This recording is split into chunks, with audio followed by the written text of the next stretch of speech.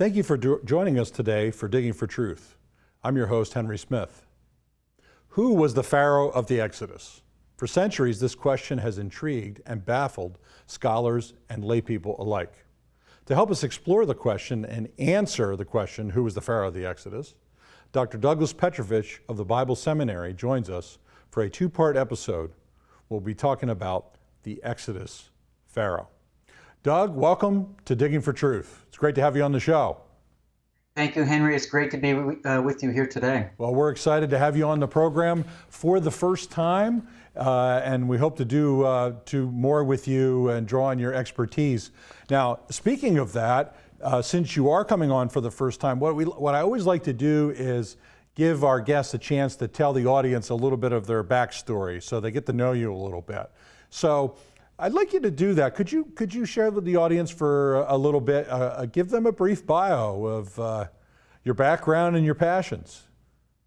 Sure, Henry. Definitely, my passion is walking with the Lord. I mean, that's number one, and loving all of God's people and building into them through discipleship. So that's pretty much, the heart and soul of who I am.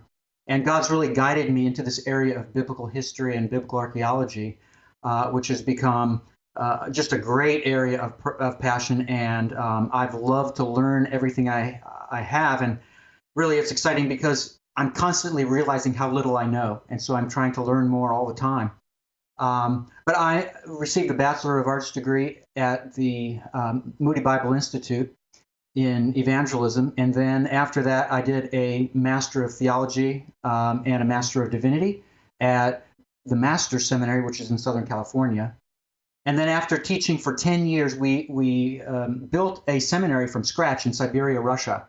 And in those 10 years, we then trained the people who took it over for us. So now they're teaching and administrating where we were before. And so that freed me up to come back to the Northern Hemisphere. So I went to Toronto and I did an MA and a PhD. My area of major in my PhD is Syro-Palestinian archaeology. And then I have a first minor in ancient Egyptian language, so that you would know that as hieroglyphics, so that's Middle and Late Egyptian.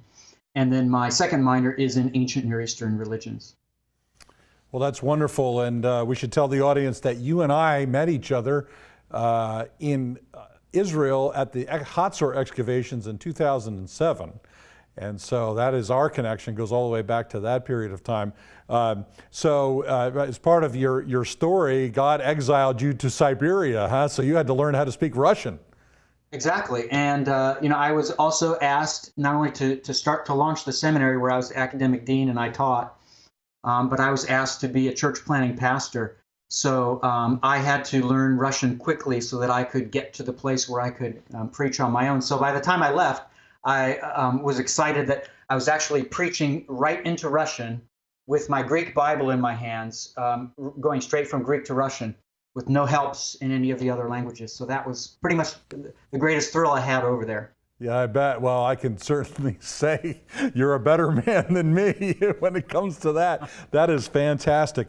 Well, one of your passions over the years is obviously your minor in Egyptology and in terms of studying the hieroglyphic language, is this question of the Exodus and the Exodus Pharaoh in particular.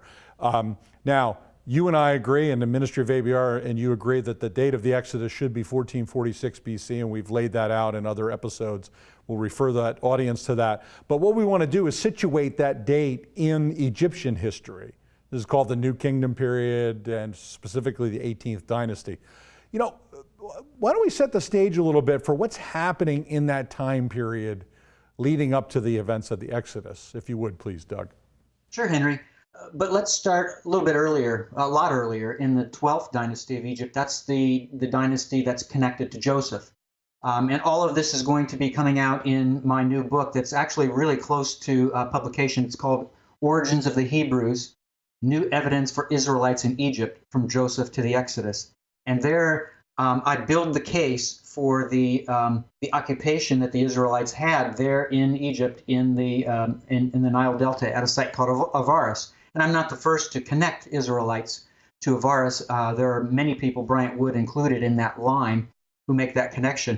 But what happened in the 12th dynasty in Joseph's day is that there was this increase in the size of the Israelites.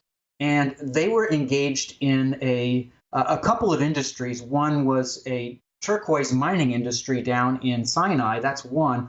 But the one that really became the staple for them, believe it or not, and whether you like it or not, whether I like it or not, is a lucrative trading industry with wine. So wine that was made in Canaan was exported in large jars called Canaanite jars and sent to Avaris, where it was distributed throughout Egypt. So the Israelites essentially became middlemen. They became players in this trade. And obviously, that it would have been extremely lucrative for them, especially when we realize that Manfred Betok, who was for over 40 years, the chief excavator at Avaris, he concluded that in the time of the second millennium BC, when this trade went on between Avaris and Canaan, over 2 million jars, 2 million Canaanite jars, found their way into Avaris and were dispersed, which means 14 jars per day were coming in. So this is the industry that God allowed the Israelites to participate in, which really made them big players in the ancient world, and especially in Egypt.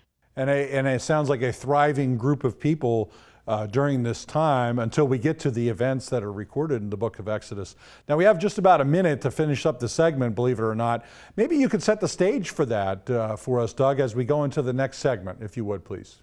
Sure. In about 1668 or BC or so, the Hyksos came in to Avaris, and they lived among the Israelites, and they essentially were Asiatics who were more warring people than the Israelites. The Israelites were just very domesticated and not really interested in warfare. The Hyksos came. They lived there for about 108 years, according to the ancient Egyptian records. And during that time, they probably had a very good relationship with the Israelites. And then there's this Pharaoh that we read about in Exodus 1 called the Pharaoh who did not know of Joseph. And that almost certainly was a man named Amenhotep. He was the last king of Dynasty 17, the first king of Dynasty 18. And what he did is he moved his troops from southern Egypt, which is the higher half of Egypt, downward or northward into the Nile Delta. And they invaded and they pushed back the Hyksos all the way to Avaris and basically eventually eliminated their kingdom and chased them out. And the remnants of the Hyksos moved to Canaan, and they lived there for 3 years. And it's during this moment that the Pharaoh who does not know of Joseph says that we need to do something with these Israelites lest they join themselves to our enemies and come and attack us. So the fear was that the Israelites would leave Egypt, go to Canaan, join up with the Asiatic Hyksos there, and then come back and attack. Well, that's a very good summary, Doug. Thank you for that. And friends, thank you for joining us for Digging for Truth. We'll be right back after this break. In a culture of intense Bible-denying skepticism, Associates for Biblical Research exists to strengthen followers of Jesus by affirming the authority of the Bible. Our archaeological fieldwork and original research form a strong foundation in upholding the reliability of the Scriptures. For students or anyone asking if they can really trust the Bible, please visit our website and partner with us by joining our prayer team or financially supporting this ministry. And thank you for standing with us.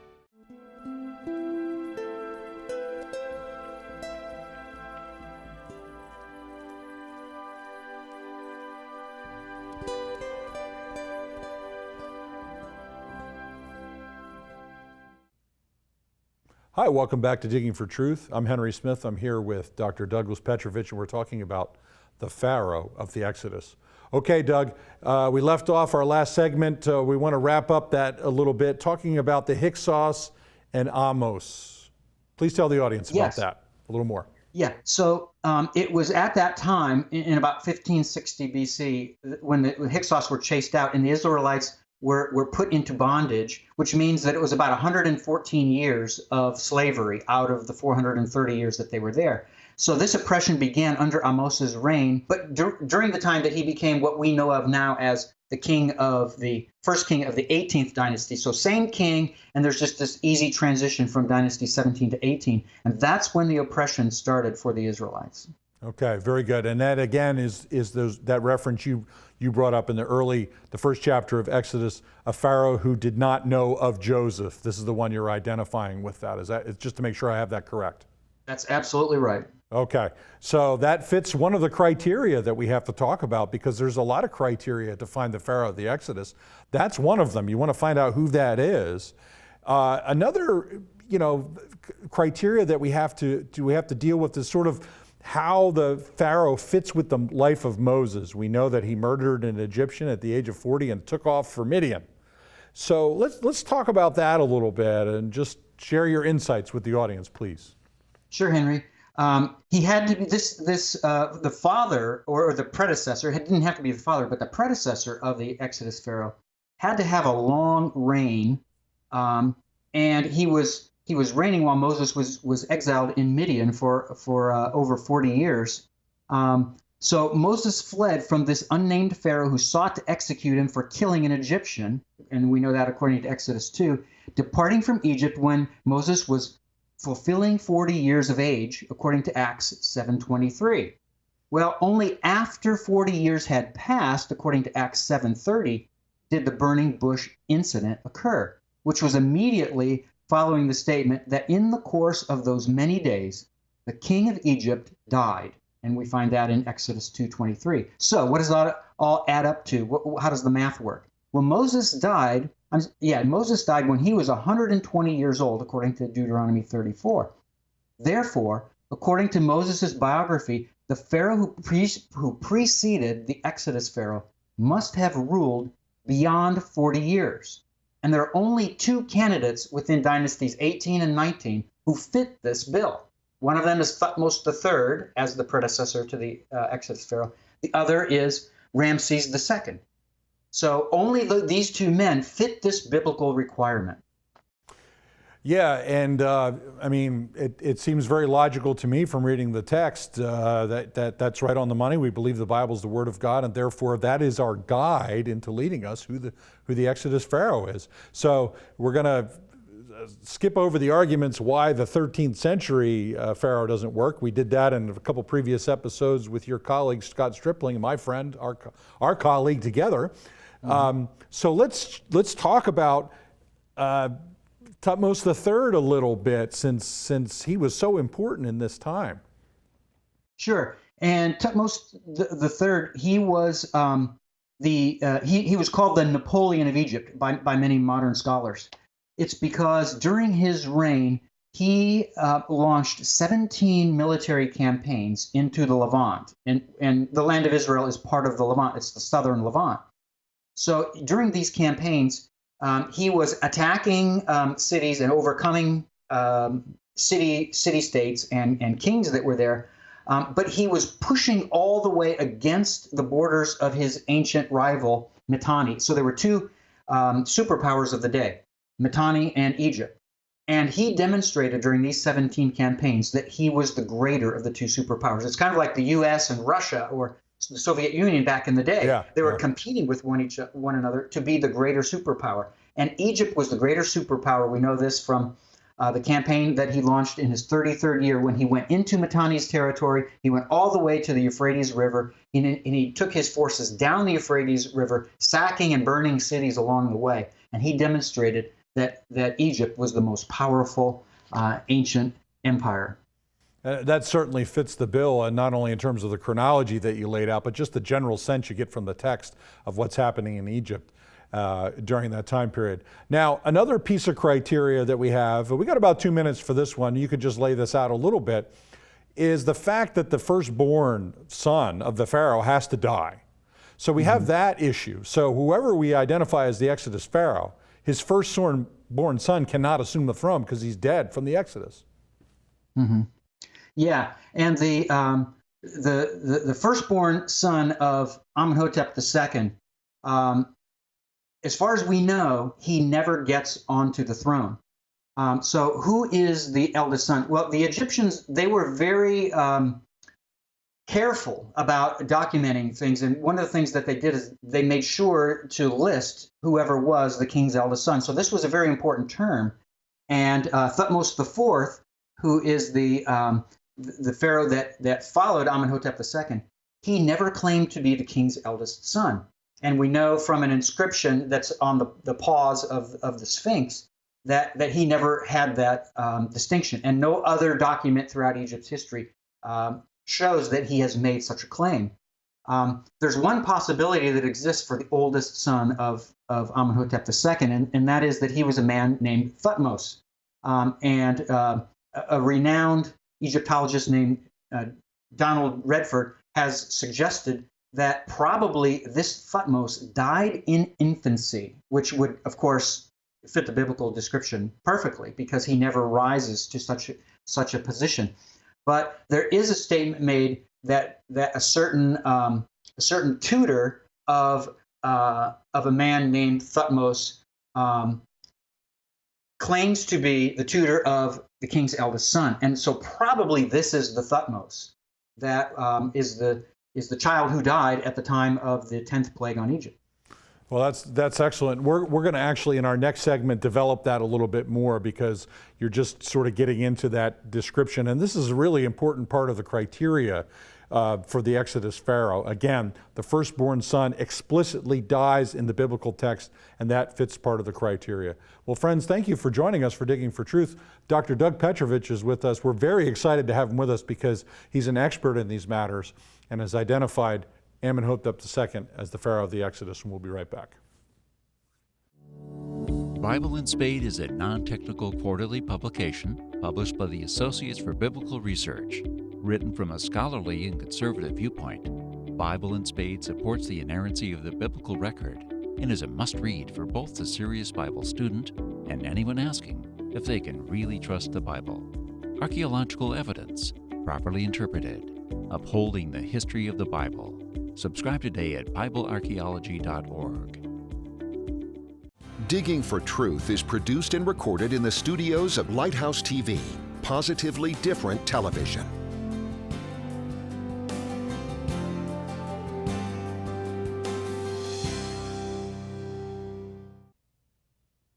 Welcome back to Digging for Truth.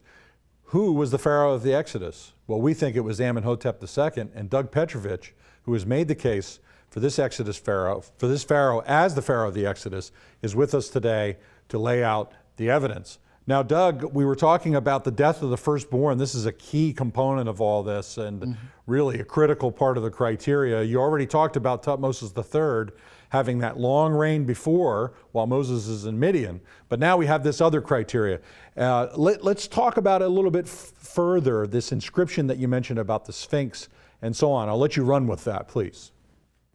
Yeah, so this is called the Dream Stela, and it's located between the paws of the Sphinx.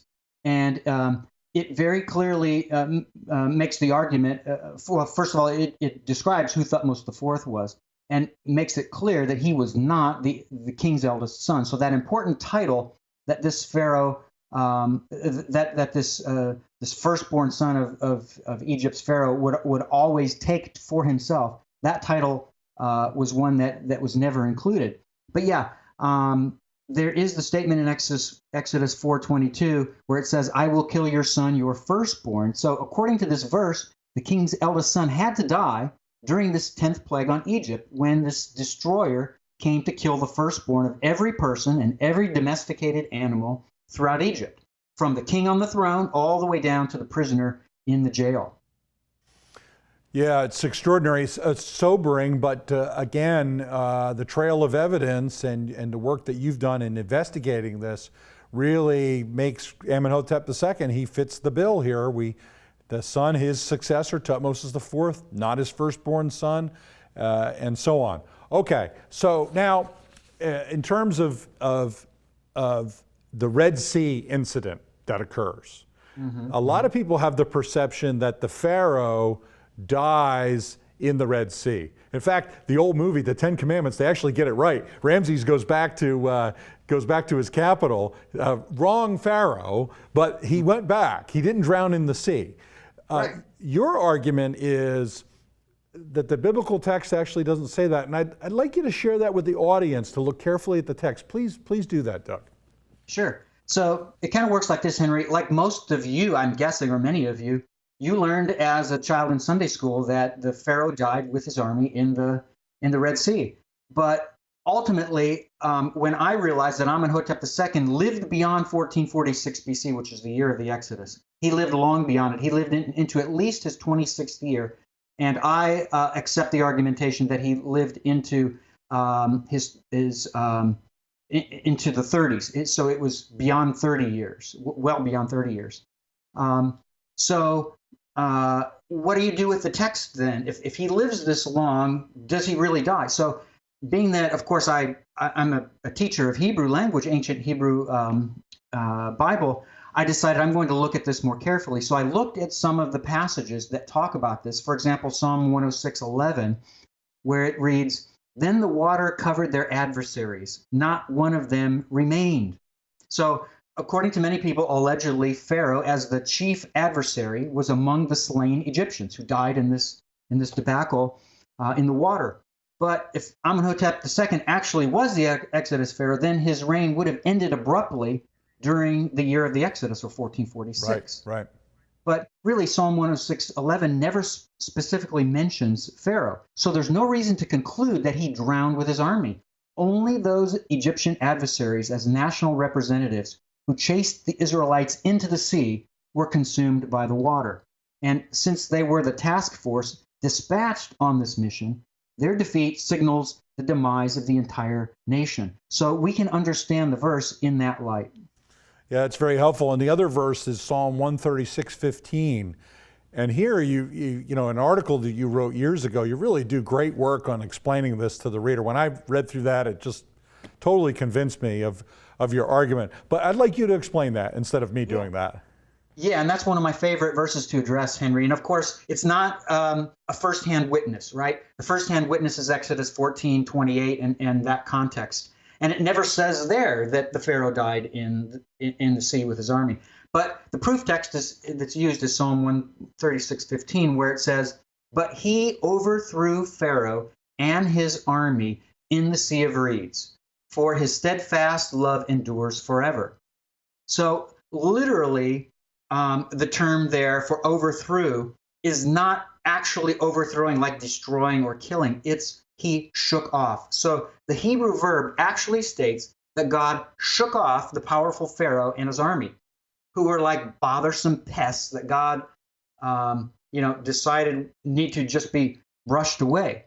And that same Hebrew verb is used in Psalm 109:23, where it says, where David actually laments, he says, "I am gone like a shadow when it lengthens. I am shaken off like the locust." So here David's describing this sad condition of his suffering, right? The picture painted by the verb is that David had become like a locust that casually is flicked away from a person's garment. Well, David certainly was not describing his own demise or his death. Yeah. So Psalm 136:15 does not teach that the Exodus Pharaoh died alongside his army. They were just flicked off like a locust from somebody's shoulder. Yeah, like here's God and here's the Pharaoh, kind of going like that. It's really an amazing picture. When I first read your article about that, I almost laughed because of the arrogance of man lifted up against the Lord God of the universe. Well, Doug, believe it or not, we are running out of time here in our first segment. We got a lot more to talk about. We want to invite folks to come back. I'll give you just 1 minute. Sorry to do it. You got 1 minute just to sort of sum up what we talked about so far. Sure. We've identified the time period where the Israelites moved to Egypt, which was the 12th dynasty, and that's 1876 BC. And they prospered there with these two businesses, one being the turquoise mines and the other being the wine trading industry with huge huge containers of wine that were shipped in from Canaan. And then the Egyptians, of course, were overtaken in the north by the Hyksos, and the Hyksos lived there 108 years. And then this Pharaoh who doesn't know of Joseph comes in from Thebes, from southern Egypt. He comes in, he overtakes them, and the Israelite enslavement begins, and it works its way down to Thutmose III, the predecessor to the Exodus Pharaoh, and then to Amenhotep II, who is the Exodus Pharaoh himself. Well, that's excellent. And on top of that, we can say that the Pharaoh didn't necessarily die in the Red Sea. Doug, thank you for joining us for this episode. We're looking forward to having you back for part 2. Thank you, Henry. Appreciate you very much. Friends, thank you for joining us for Digging for Truth. We're just getting started here showing evidence related to the Exodus Pharaoh. We hope you enjoyed the show, and we hope you come back for part 2. And thank you for joining us for Digging for Truth.